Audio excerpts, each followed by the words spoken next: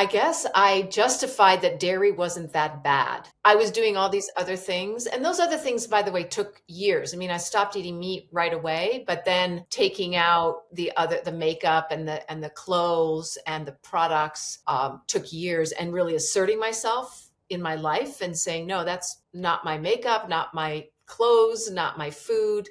All right, welcome to the Fit Vegan Podcast. I'm your show host, Maxime, and I'm the founder and CEO of Fit Vegan Coaching, a company that is on a mission to help 10,000 people get lean, thrive, and reduce their risk of chronic illnesses by 2033 and 1 million by 2050.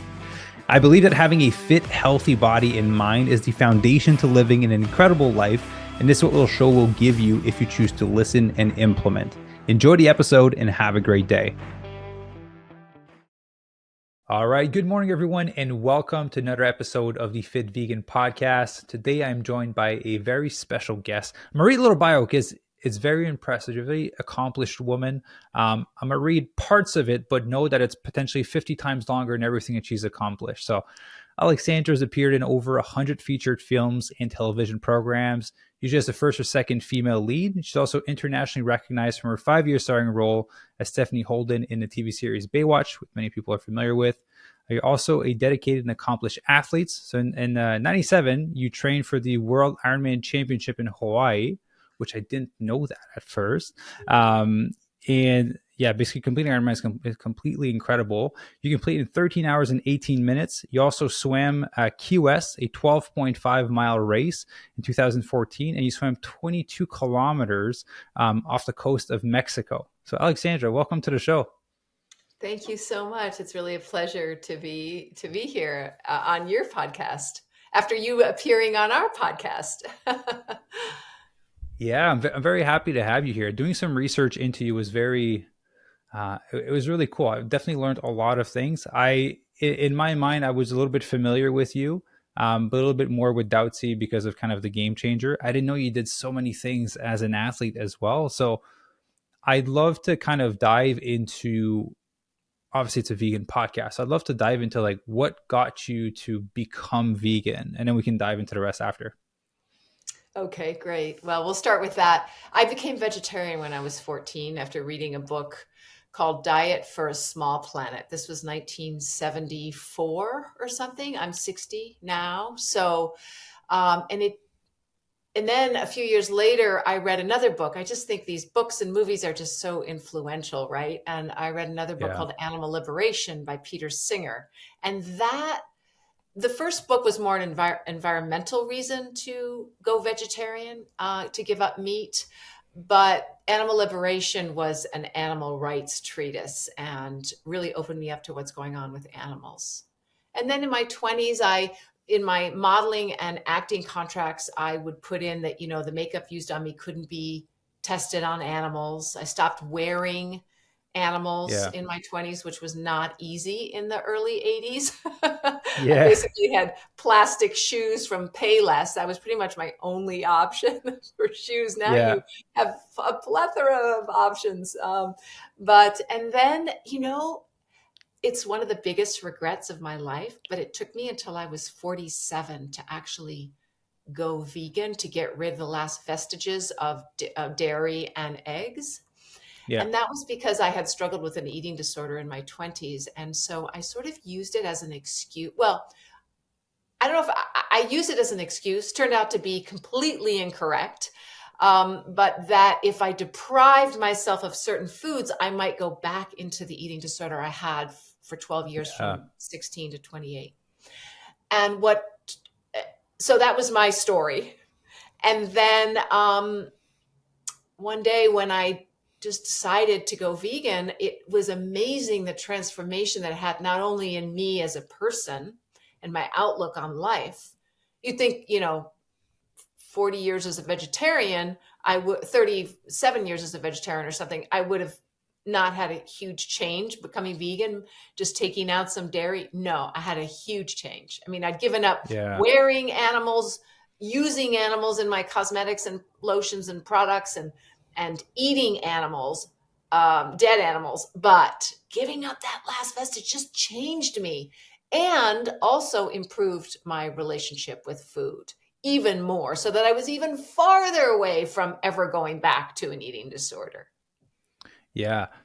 There's so many things I want to dive into here. So what was the pivotal moment that made you go like, I need to remove the dairy? Because obviously you were a vegetarian for 37 years. You could have continued on that path. Like, what was the thing that made you go over the edge and make the full transition? There had to be many messages along the way, many thoughts, Yeah. many videos that I watched, many people going, you really, many people that I met who were vegan. Yeah. Um, the actual transition was that I had a talk with my brother, and he had been vegan since he was 16, and it hadn't really had a huge impact on me because he was a little bit preachy, and he's your Yeah. little brother. So, Yeah. but I have huge respect for my brother, and I think he said something about dairy being an excretion and full of pus. And, I don't know, it just had on October 10th of 2010, I told my husband, I said, I'm going to have one last frozen yogurt and then I'm done. And even that frozen yogurt didn't even taste that good. And of course, we know Yeah. that you can get frozen yogurt and ice cream and all sorts of things that are vegan anyway. So it didn't have to be this sort of, I'm never having anything like this again. Yeah. But once I decided, I just decided. And I think in the first few days, it was probably a little bit like, what am I going to eat? So, there was a little bit of that. But, and so I do think, and I think that's why people like you are so helpful, that you can help people plan ahead. Yeah. But, it really was much easier than I thought. And then it became really a spiritual thing for me, even though I'm not a spiritual person, I have to say. The change in diet, I didn't even look at milk and dairy as food anymore. It's just not my food. Yeah. Yeah. Not intended for us ultimately. Yeah. Um, so I'm curious, what I'm going to ask this question for the people that are listening that are still justifying consuming dairy or eggs. So, obviously, I would say that you went pretty extreme at the start in terms of a lot of people will transition to eating vegetarian, but they won't cut out wearing leather or being careful with the makeup or the products that they use. And so, for you, you made all of these changes, but you still justified consuming dairy. What was the justification in your mind that basically allowed you to go 37 years? Because I want for the people listening that are doing it to see that the change is possible. Yeah. Well, I justified it. I guess I justified that dairy wasn't that bad. Like I was doing Mm, all these other things. And those other things, by the way, took years. I mean, I stopped eating meat right away, but then yeah, taking out the makeup and the clothes and the products took years, and really asserting myself in my life and saying, no, that's not my makeup, not my clothes, not my food. Um, that's an adjustment.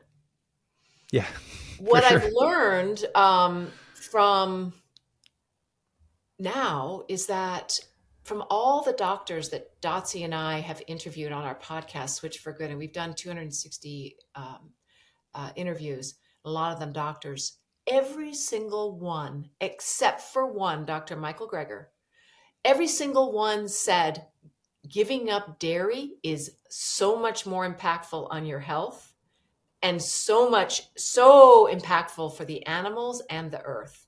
And most people don't think that. They think giving up meat is more important. And I thought that too. So for anyone thinking that they can sort of get away with dairy ethically and healthfully, just know that actually, you're keeping in the most harmful part of, the vegan ecosystem, or the non-vegan ecosystem. Sorry. Yeah. So let me take a wild guess. Did Dr. Greger say chicken was the You know biggest what? one? The reason I think Dr. Greger said it, and we interviewed him in 2021 maybe, and he might have said it because that study had just come out about how processed meat was a huge cancer causer. So Yeah. I'm wondering if now he would still say that. But that was what he Yeah. came back with when we asked him that question. Personally, cutting dairy was the thing that made the world of a difference in kind of how I felt and my energy and the nose congestion, sorry, and all that. So what were some of the changes that you noticed when you cut out dairy? I personally physically did not notice a difference. And maybe it's because I didn't have a huge amount of dairy in my diet. I was never a Yeah. cheese person. A lot of people say they love cheese and they can't give up cheese. I was never a cheese person. I'm more of like sweets. So it was sort of Yeah. the, frozen yogurt, and I did like Caesar salad. But otherwise I never added cheese to anything except for if Okay. it was already in a salad. But so it was in, of course, eggs were in muffins and things like that I liked. So you meant, last part I heard was like there was eggs in a muffin. So basically, it was just more of like a convenience piece that you didn't cut out these last little few things. Yeah, it was my convenience. I wanted what I wanted because I was afraid if I deprived myself, I might go back into my eating disorder, you know. Yeah. So it wasn't a huge amount, but it was every day. It was every day.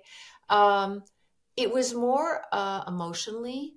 I really, it was my heart just cracked open. I really saw the injustices in the world and more of my own biases in the world.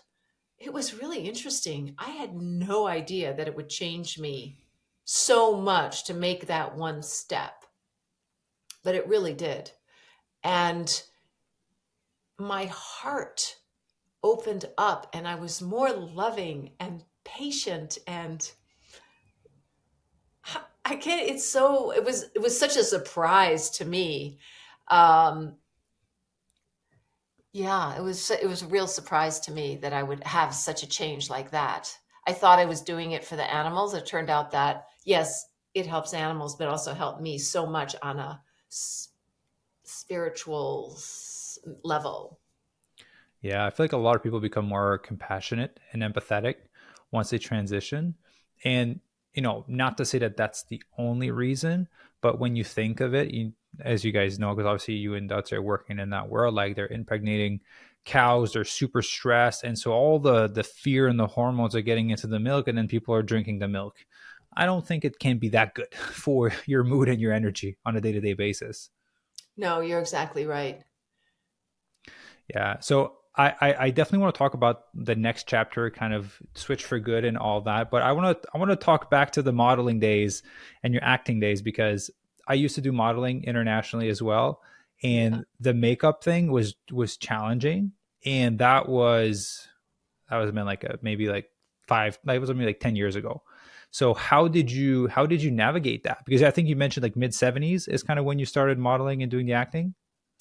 No, I started, okay, so modeling, it was the 1980, and I Okay. only did it for a couple of years. And you and I had a very interesting conversation about your modeling career and how people dealt with food and things like that. And I modeled when I was 16 to 18.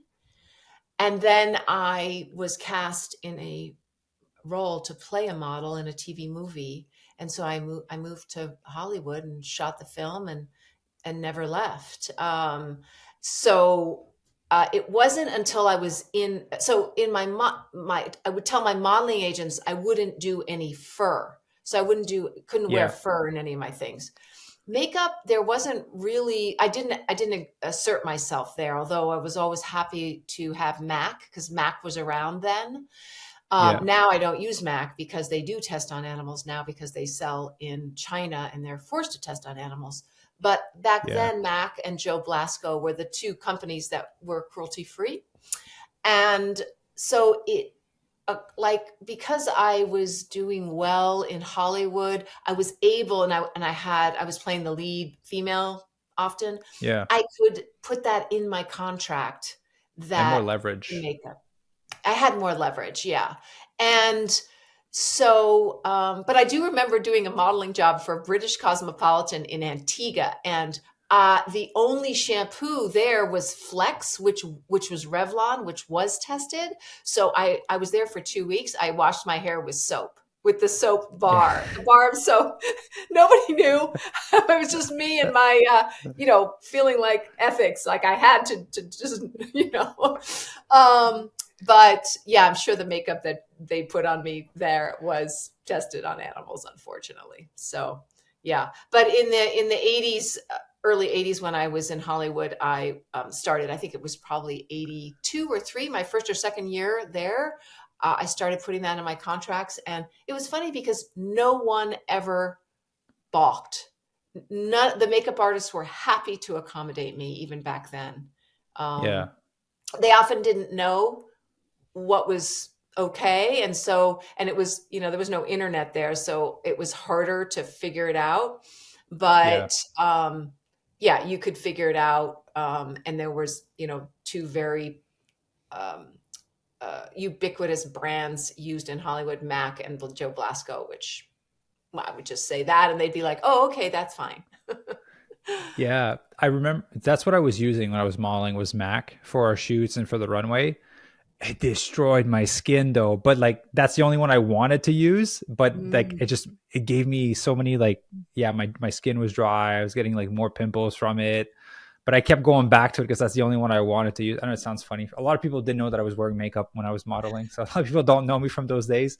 But yeah, yeah, it was tough on the skin, but that's the only thing that I wanted to wear because I was super vegan. Obviously still am, but um, that's awesome. Yeah, I was just curious kind of how it went, but I'm happy that Mac was around to kind of offer that option at the time and they didn't test At on the time. animals.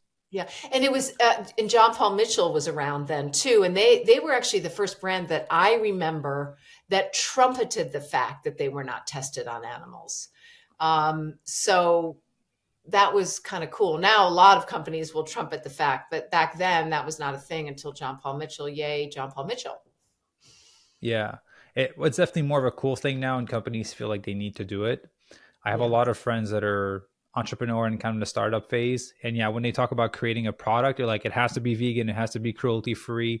Like it's a part of the considerations now to Mm. build a successful company, which is awesome because Yeah. it's a from the foundation up. Yeah. Yeah.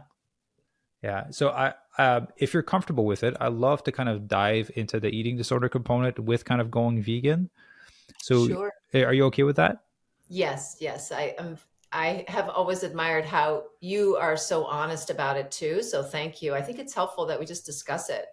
I used to feel a lot of shame, but I mean, yeah, I used to feel a lot of shame about it when I was in it. But I discovered that Yeah. just talking about it gets rid of that shame. And, as they say in the 12-step program, we're as sick as our secrets. So we have to talk about um, everything. Honesty. Yeah. Yeah. And when you own it, you take the power back. And so it's not held over you anymore. Yeah, exactly. Exactly. Yeah. I always, when I was, so I was anorexic when I was 16. And then because my parents got on me for losing weight and I secretly wanted to eat, I was Yeah. glad that they were forcing me, quote unquote, to eat that, but I couldn't handle it. So I became bulimic. So I started binging and purging. So I went from totally deprivation to binging and purging. And my weight was, you know, um, it wasn't super thin, so they thought everything was fine. I mean, it was normal. Um, Yeah. Interestingly, for everybody out there who might be dealing with an eating disorder and so afraid that if they stop the binging and purging, they will gain weight, my weight actually stabilized lower when I stopped binging and purging because we start something like this for a reason. And then it becomes not really about that reason anymore. And it just becomes about coping with the addiction. And it doesn't work. And so it wasn't even maintaining my weight that well. I mean, it was fine, but it's better when you don't. Yeah. Absolutely. And also there's a thing where the body is kind of grateful to get more vitamins and nutrients coming in, and it starts to respond in a more positive way than most people think it would when they start eating again. So you mentioned that you didn't want to necessarily go vegan before out of fear that it would trigger the eating disorder. What was the fear there? Because you would basically be restricting certain types of food that you enjoyed? Yeah, I think it was a fear from my time of being an anorexic, that if I started to restrict certain foods, that I would go back to that anorexic mindset.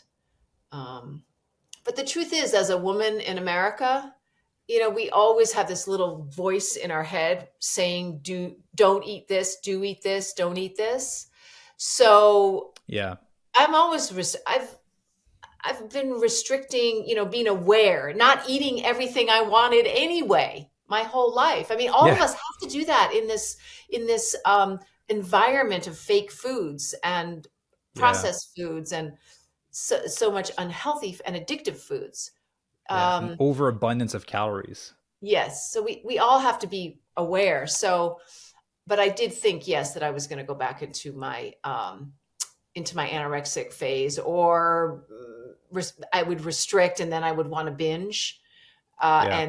and then I would throw up. But so at age 28, when I stopped binging and purging, since then, so that would have been another 30 years. Was it right? No, 28 to 40. So 19 years of not binging and purging. I think I only had maybe 5 times where I would say to my husband or somebody close to me, I kind of feel like binging now, but I'm not going to. So I didn't even have the desire to binge because I Yeah. had dealt with the reasons that I was anorexic in the first place, and bulimic, which was basically that I wasn't being my authentic self. I was doing things to please other people. I was trying to be nice. Nice was my North Star.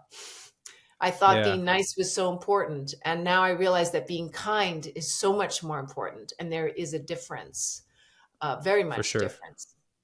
And being In what you're respected. willing to tolerate. Yeah. Mhm. Being kind is like an action that comes from, like you said, compassion. Being nice is trying to please other people. So Yeah. it's not really from me. There's surprisingly a lot of people pleasing, especially nowadays, because if we just look at social media, right? Isn't the whole point that people are trying to aim for likes and more followers? And so you're therefore creating or living your life or doing certain things to trying to please the people, the strangers that are around you or following you online. Like, I'll admit I've fallen to that quite a few times. And that's when you start to develop really unhealthy behaviors and habits for yourself that are very self-destructive. And once you pull yourself back, you're like, screw everyone. I'm just going to do me. And whoever likes it, likes it. And who doesn't, doesn't. That's okay. But I feel that society is being conditioned a little bit with social media to be people pleaser, because I hear there's so many of them around us. Well, what I've learned, I had many lessons in this, and that ultimately the more authentic we are to ourselves, the better it worked. And I have a concrete example in that I was hired to star on the show Baywatch, where there were women, where every other woman who was on the show was very curvaceous, usually with implants for breasts, but sometimes not, the few not, and long blonde hair. And I Yeah. am not curvaceous at all. I am an A cup, and if that actually, and I'm built like an athlete. And my hair was brown, long. It was long, but it was Yeah. brown when I was cast. After the first season, I realized I can't be like these women, and they seem to somehow, there was this expectation that my character was supposed to somehow be those women, or maybe it was in Mm-hmm. me. And I went to the producers and I said, I'd like to cut my hair short. And they said, okay, great, fine. They were wonderful people. And so I did. And I realized what I was doing was leaning more into me. Yeah. I am an athlete. I cannot, no matter, even if you gave me implants and long blonde hair, I just wouldn't exude that kind of sexiness that so many of my wonderful castmates did. It just wasn't me. And so when I leaned into being more athletic, more, just more powerful as a person and a character, Yeah. people knew who I was. I became, oh yeah, she's the smart one, or she's the girl with the short hair or the small breasts, whatever it was. But I set myself apart. And that was actually such a strong lesson for me. Yeah. Like oh, okay. So yeah, I know I can't be them. They're great, and why am I trying to be like that, even though that's the expectation? Let me just be more like me. And then after Baywatch, did a couple television pilots, television shows, and I loved doing Baywatch. It was amazing. It's such a wonderful experience being on the beach. You know, you didn't have to wear high heels or get your hair all dolled Yeah. up, and you were rescuing people and being in the ocean was like a dream for me. So I I was kind of disappointed with the work. It wasn't, the work was great and the people were great. It just wasn't, it was like a first love. I was trying to get back to that feeling of being on Yeah. such Yeah. a wonderful show.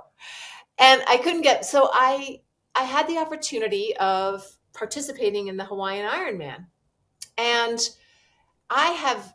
when I was invited, and I was invited, I did not qualify because normally you need to qualify, but they were choosing me for PR purposes. And they knew I was a good swimmer. And that's the hardest part of the Ironman, right? You got to make sure they can swim. You Yeah. can learn how to run and bike. So they invited me, and I thought, I want to do this. But I knew I was going to have to train a lot, and if I wouldn't be able to Yeah. work. And so I went to my agent and I said, I'm going to take 9 months off and I'm going to train for this because I've never done a marathon and I haven't been on a bike since I was 14. I was 34 at the Yeah. time. And then you're going to put all those together. Got to put all together, right? Yeah. And I knew how to swim.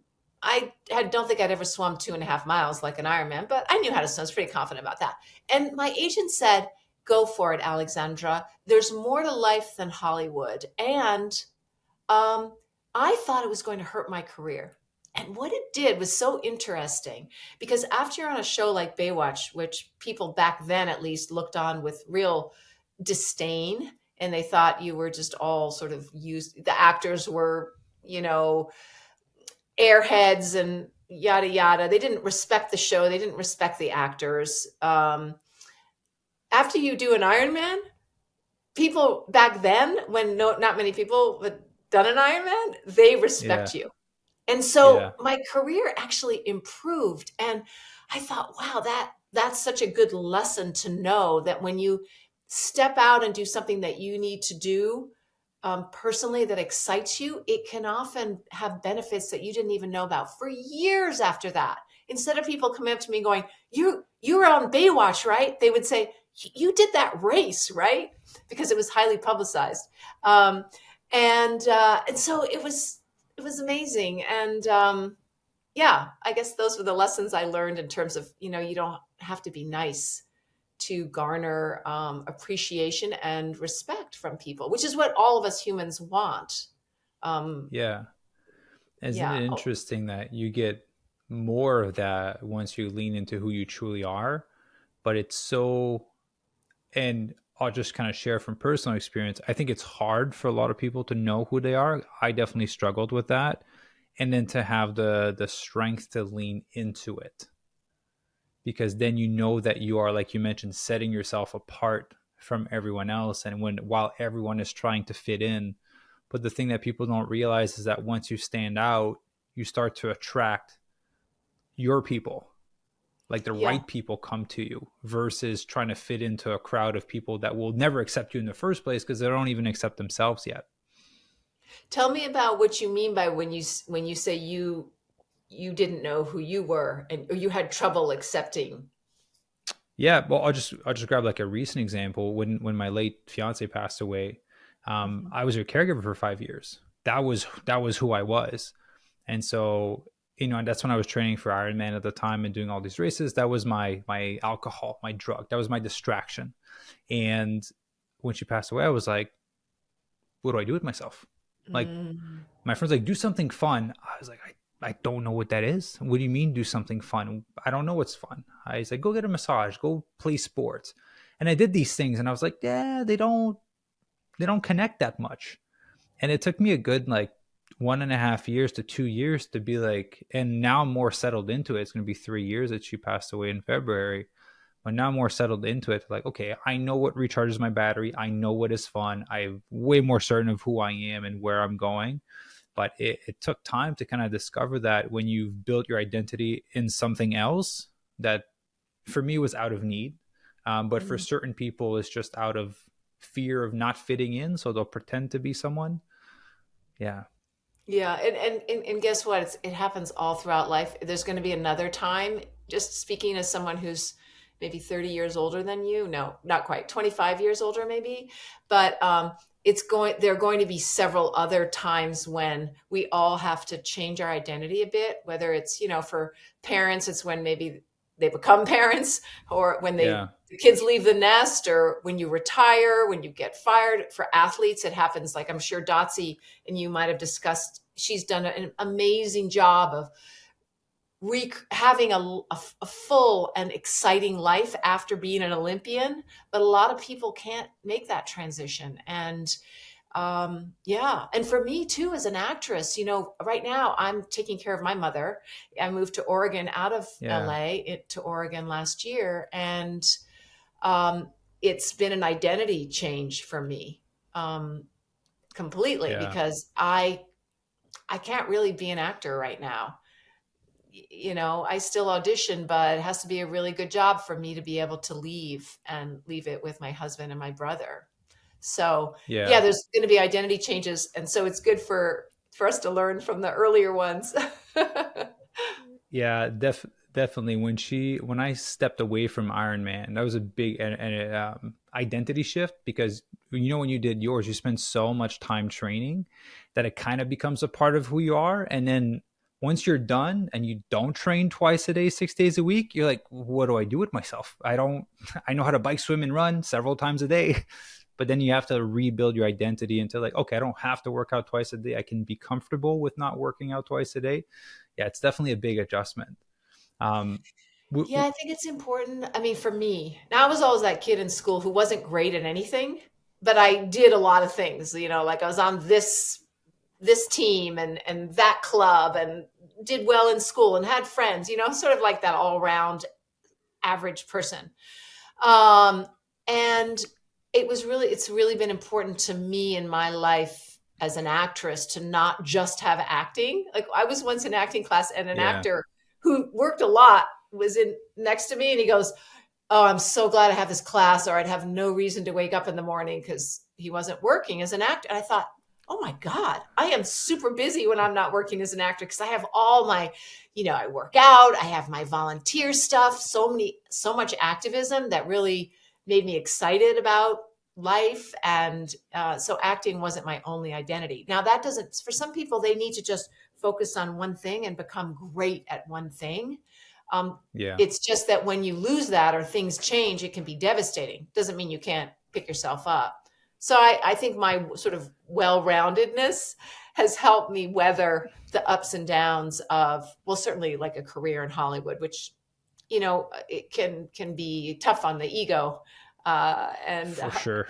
but I always had something else to do that was my identity, and, helped me through. Yeah, I think that's a great approach, because a lot of people stumble. The higher you go into your identity, and then you kind of lose it, because ultimately most things will change at a certain point. And talking about identity shift, and you kind of brought it up a little bit now, talking about activism. I'd love to dive into that, because I heard some pretty cool stories about you and doing some activism. So I'm curious, what came first, working on Switch for Good and then activism, or activism came first and then you kind of got on Switch for Good? Oh, I've been an activist since I was 7 years old, when I wrote to President Nixon and asked him to stop pollution. And we got a letter back. And I was so Nice. excited. Like, I felt like, oh, one person can make a difference. And then I noticed that, then my sister and I, who she'd also written, we noticed that it was the same letter and that it was a form letter. And so Yeah, his yeah. signature was just a stamp. But that didn't deter us. We still felt like, okay, somebody heard us out there. So yeah, oh gosh, since I was, my mother was somebody who, she wasn't like a sign holding, I'm a sign holding, more out there activist. She just always gave blood. She always voted. We recycled. So that is just part of my DNA. In fact, when I went to Hollywood and people weren't volunteering, I was just like, what? How can you not Yeah. live and give to others? Because that's so uplifting and fulfilling. So yeah, I was a big part of the peace movement, and was very much part of the environmental movement, was part of the dawn of electric cars. I think I might be the female who's been driving electric cars longer than anyone else, owning electric cars longer than anyone else in America. And it's partly because I'm older. But I got my first electric car. I bought my first electric car in 1990. So What was it? it was a converted Datsun, and it went 25 miles on a charge. And I had to plug it in the wall. And every week it had lead acid batteries, so I had to put water in the batteries every week. And so That's I got a awesome. lot of Come a jokes from long my way. friends. What? It's come a long way with electric cars and going Yes, 25 and miles. part of it was I was very much a part of that, moving electric cars in. That was sort of that is the one out of all the activism that I've done. Peace. I involved a lot with anti-nuclear and peace, and that like hasn't worked out as well as electric Yeah. cars. But I'll keep at it. But I do Good. feel like electric cars are the one thing that I've done where, wow, you know what? And I actually sort of made a very conscious choice to move away because it had now become mainstream and I didn't need to be out there with a sign anymore. Yeah. So, Yeah. so I've been an activist for a long time. My animal activism started. I mean, I dabbled for years and years, of course, but my animal activism started after I became vegan, really. And that's when I became much more involved, and then became involved with an organization called Direct Action Everywhere, where we openly rescue animals from factory farm facilities. We videotape it and share it with the world, and we don't hide our faces because we believe what we're doing is right and what's going on in these factory facilities are wrong. Yeah. And so let's dive into that because, like I mentioned, we're recording this. This is going to come out potentially the first week of January. So it'll only be 2 weeks since the podcast with Doubtsy kind of went live. She mentioned, did you get arrested or you went to court recently I for did. one of the I did. activism? Do you mind kind of sharing the story on that? Thanks to Dotsy for. She's like, Yes, you have to ask her about that. I was involved in a rescue of chickens from a factory farm slaughterhouse truck. And I rescued a chicken along with my co-defendant, Alicia Santurio. We both removed a chicken from a truck that was entering a slaughterhouse. We videotaped it. We videotaped the chicken's recovery. One of the chickens died right away almost, but the other chicken recovered. And we put that out into the world to show people what's the difference is between the life of an animal who grows up as a foster farm's chicken and then gets slaughtered, and the life of an animal, how they should be living in a sanctuary.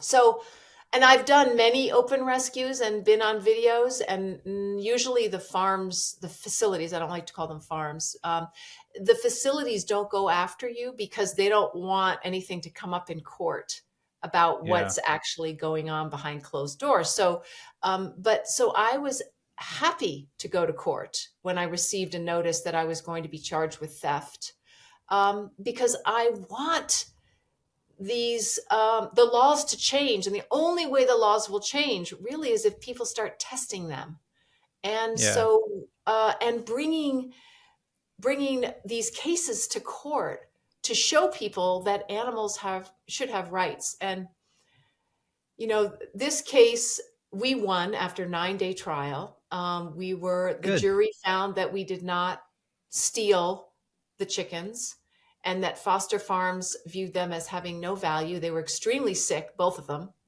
and they shouldn't have gone in. They shouldn't have been going into the food system anyway. But that's where they were headed, and that's why foster farms another reason they don't want these things to go to court, because this kind of information comes out. Yeah. And I think it was important that we activists don't try and plea out when we do get arrested. And I've been arrested over maybe 24 times in my life with nonviolent, peaceful civil disobedience. And this is just another example of that. Yeah, just another one to the list. Oh, yes. Yep, and there'll be many more because we're far from done, and more of these cases need to go to court so that the laws around animals can change, because right now farm animals have really no protections against abuse, and what's happening in these facilities is egregious, and everyone agrees.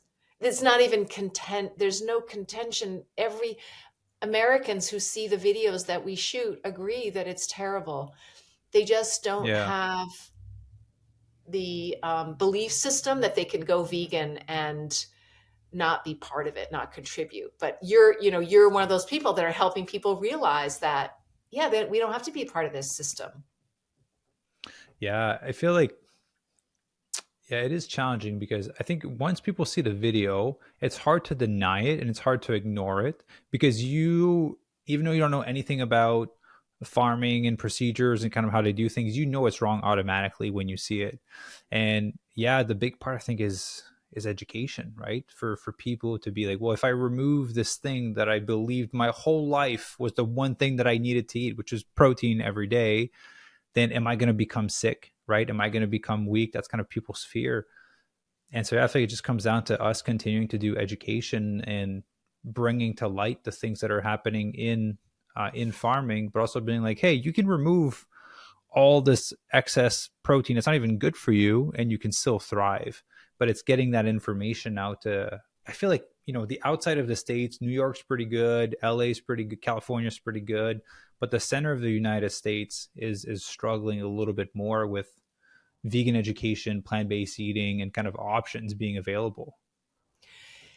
Education is a really important part of it. I agree. I'll tell a story about myself when I was still vegetarian. Is that my friend Karen Dawn, who is an animal activist, and she once sent out this newsletter or this video where she said, if you're eating dairy, you really should watch this. And so I thought, okay, well, I'm still eating dairy, I should watch this. And it was this video, I think it was just horrific, where the farmer was beating the cow and the calves, and it was awful. And I forced myself to watch it. And I was Yeah. sitting on my bed weeping, like weeping, audibly crying at how awful it was. And that night, about 5 hours later, I got a frozen yogurt, and I justified it. I thought, I don't know how, I mean, this is why I have so much empathy for how hard it can be, because even though we know in our heads what's right, it's, we're rational human beings. That's what humans are, right? We can rationalize anything. Yeah. So I looked at this stuff coming out of this machine, and it was so far away from the dirty farm and the cruelty that I saw, that I was able to Yeah. compartmentalize it. So education is such a huge part, and support like what you give your clients is so important. But there's got to be like some other impetus to keep us going. And I don't know, that switch happened to me quite suddenly on October 10th, but it can happen to anyone. It hasn't happened to my husband yet, by the way. My husband still eats meat. We not in our house, but he goes out and does whatever he wants, because we've been together 28 years, and that's part of the secret to our marriage, is that we let each other be each other. Yeah. But yeah, so he hasn't made the connection, and he's an athlete, and he tells me, yeah, part of me still has that thing in my head that says that I need protein. As much as I tell him the information, and he still has it from his childhood. It's really, oh. Yeah, it's like I said, it's planting the seed and just watering it, and then eventually it'll flourish, and then the change will happen. But for some people, it takes a really long time. And it's funny that we have people that are, I would say, more intense and knowledgeable like us. They have this. I would say they have the blessing of having us around them to educate them, and they still don't jump on it. But Yeah. I'll just give an example. My fiance Ivy, she was like a Mastro Steakhouse, like 5-star restaurant type of gal, and when on our first date, she was like, "I'm gonna order salmon. Is that okay with you?" I was like you do what you want to do, right? Like I wouldn't want anyone to tell me what to do. I'm not gonna tell you what to do. That's fine. Now she's vegan. She's been vegan for 8 months now. And yeah, when we first started dating, I was like, hey, just I don't want meat or fish or chicken in my pans. That's all. Like, we can buy a separate pan and then you can use that pan if you want to, but I'm like, Right. I don't want it touching my pans or in the fridge. But yeah, I feel like it's easier to help women transition than it is to help men, because men are still battling that little masculinity aspect of consuming animal products and animal protein. Yeah, we see Yeah. a lot more women come to our program to transition. Um, Women are also more used to changing diets because we've been, like I said earlier, I mean, I know that men also have struggled with food and body image and stuff, and you have that story too. So, but in general, they have a hard time. They haven't been thinking about it since they hit puberty like women have, especially in the United States. So it's harder for them to adapt to a big diet change, what they think is a big diet change. yeah. So I'd love to go back to the farming. What can people do to help in that regards? Like, maybe some people will do some form of like activism like you're doing, but maybe some people aren't willing to do that. What are other things that they can do to help kind of move the movement forward? Oh, that's such a good question. Yeah, everybody in I believe that everyone has to do what suits their personality. Like, be authentic to yourself. If you feel uncomfortable, like, I don't like going door to door and asking for money, for example. That Yeah. terrifies me. And when I was 18, I was, really involved with the nuclear movement. And I remember they asked us all to go door to door and sign this thing for Southern Californians for a nuclear freeze. And I was so terrified that I couldn't do it. And I came back to the office and I was so weeping because I was like, the world is going to be bombed and I can't go door to door. I felt so bad. But I've learned you got to do what you do best. Otherwise, you'll just, I probably would have sucked going door to door anyway because I was so terrified. So I'm better holding signs, going into farms. It's just we all have different personalities. So if you feel more comfortable writing checks, then write checks to sanctuaries, to animal rights organizations like Switch for Good, which is Dotsie's organization, or Direct Action Everywhere, which promotes direct action of rescuing animals from factory farms. There's also a lot of social media you can post. If you want to do like hands-on, sanctuaries really need help. They need Yeah. volunteers. And when we remove an animal from a farm, we can't remove them all. One of the reasons is because there's no place for them to go. So these sanctuaries are they're just it takes so much money and person power to keep them Yeah. going. So definitely see if you can volunteer at a sanctuary. That's really important, and it takes time. Just as someone who's been volunteering for things since I was a teenager, sometimes it takes time to find your place in a nonprofit or an organization or a movement, an issue, and you need to be proactive and offer your services. Don't just wait to sign up. Oh yeah, sure, I'll volunteer. No, tell them that you're great with computer programming and design your own app for them.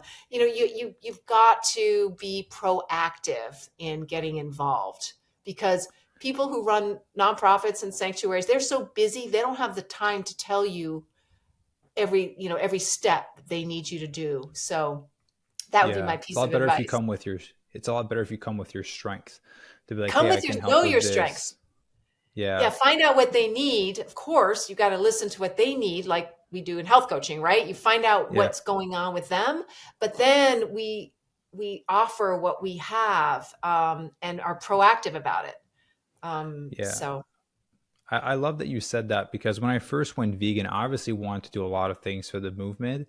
And then I heard about activism kind of like you're doing. And I was like, man, I'm scared shitless to do that. I was like, it just didn't resonate with me to kind of go out and do that. My dad, we grew up very strict. So anything in regards to the police, you just are away from it. And mhm.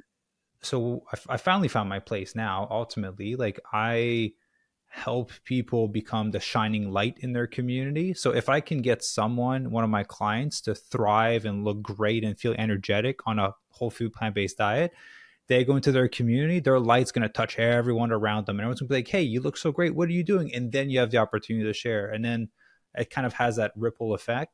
So I found that that's my way of kind of impacting people. Yeah. Because And yeah, it's so far, huge. yeah, exactly. I think it has a more exponential effect when I do that, and that's more my Mhm. place. I'm better at leading a large group of people. Yeah. So, but yeah, activism, like I envy you. I just, But yeah, you're I an don't have activist, the, though. But you're an in activist, it, yeah, Maxime. yeah, You have to remember that I am an actress where like getting arrested because you love animals or you're against war is not a black mark on your career when there's other actors who are getting drunk or appearing in, yeah, yeah, uh, having drug convictions. So it doesn't hurt my career. I am also do not have children. So I have a husband who's amazingly supportive. So if I get arrested and I spend time in jail, then he can take care of our cats.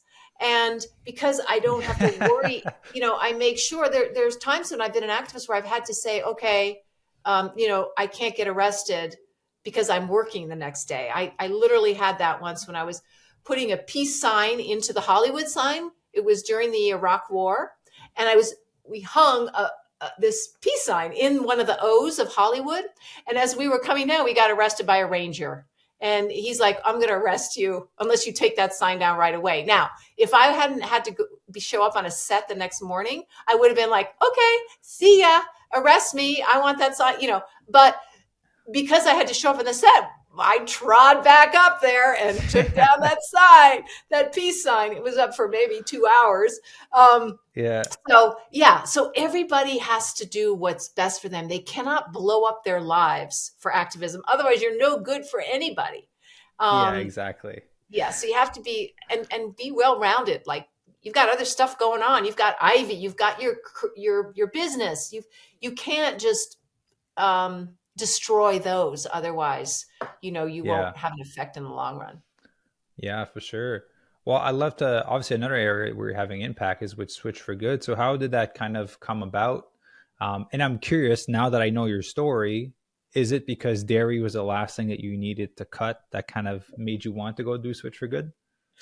No, so it is a funny story. So I was looking to do a podcast, and I had hooked up with a couple people, but they weren't that proactive. And I found I was like leading them.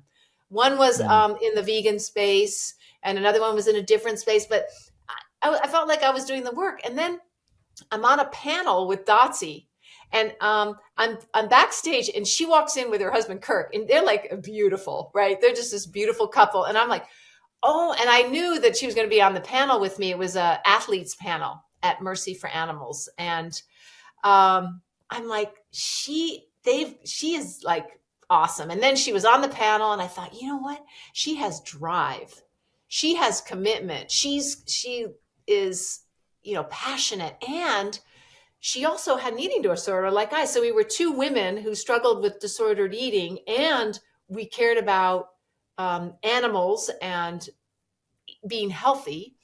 So I called her and I said, "Do you want to do a podcast together?" And she said, "Wow, okay." And then yeah. as we're developing it, she goes, I've just started this organization called Switch for Good. What if we put our podcast under the Switch for Good banner?" And I said, "Sure. I mean, I don't want to reinvent the wheel. And if it can help Switch for Good, and it's all good." So that's how it happened. Yeah. So yeah, Oh, that's incredible. yeah, it was How great. And long has she's Switch for Good been around now? So the organization has been around since I think 2000. I want to say 2018. Okay. I think it started then because she started it after the Olympics. There was an Olympics in 2018? Yeah, and she had organized all these anti-dairy ads that played during the Yeah. Olympics because dairy has sponsored the Olympics for eons, the Got Milk campaign and stuff, and so she started it after that. After Oh, So it was 2018, and then we were working together in 2018, developing the project, and our first podcast aired in February of 2019. oh, beautiful. Yeah, we definitely talked about the dairy industry sponsoring the Olympics. I think it was a big conversation. So I'm curious, like for all the work that you're doing, how can people support? Obviously, we talked about the farming, but for Switch for Good, do you have any other projects that you're working on that people can support in any way that they can with their Oh, strength? yes, with their strengths. Thank you. In the way that's most authentic to them. I'm, still very involved with Direct Action Everywhere. So I really encourage people to go and see if, they have chapters all around the world. So if they don't have to go into factory farm facilities, there's so many ways to be an activist through Direct Action Everywhere. And of course, Switch for Good.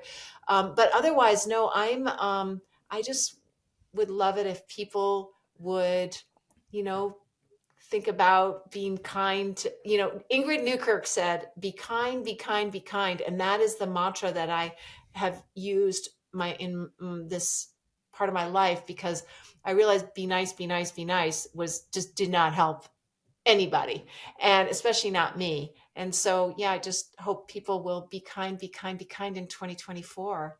And that really answers so many of my questions. Like, if I don't know what to do, that's my mantra. Like, what's Yeah. the kindest thing?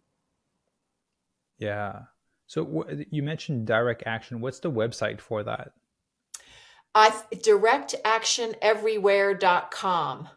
And Okay. I think, yeah, so it's directactioneverywhere.com. It's a Okay. nonprofit. Perfect. Yeah.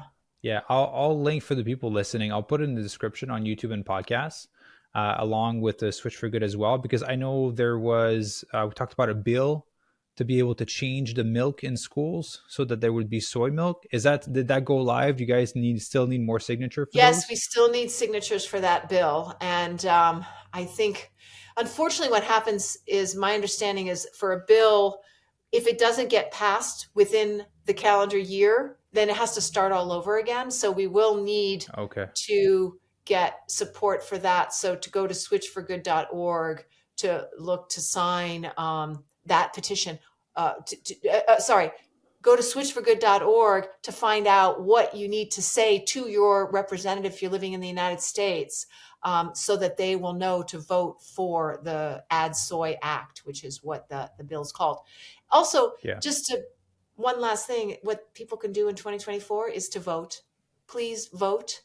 However you want to vote, please vote, because it's so important. And vote in your local elections too, because that is super, super duper important. Not as glamorous, but yeah, it's so important. I just love voting so much. And I spent 18 years registering voters once a week on the streets of Los Angeles. I'm just a huge proponent of, voting and our ability to exercise that freedom. Yeah. Well, when I'm allowed to in the United States, I will go and vote. still, still Yay! Canadian for now. So Okay, well, you hopefully, can end of vote in next year. Canada. You can vote in Canada. Your system is a little better. It doesn't take 2 years to elect a president. I think Yeah. in Canada you have only a sort of a 6-week period where you're allowed to spend money and proselytize the candidates. It's so Yeah. much It's a shorter saner than time the United frame. States. Yeah. Yeah, yeah. So when I'm allowed to, I will vote. But for everyone listening, else, go vote. Again, I'll put all the link in the description. Alexandra, I want to say massive thank you for taking the time. I know it's a little bit later in the day. I'm happy we're able to get the podcast in, and yeah, you'll be kicking off. You'll be kicking off 2024 with our first episode. Oh, I'm so happy. Thank you, Maxime, for having me. It's always a pleasure to see you and speak with you. You're really a shining light. You do so much good in the world.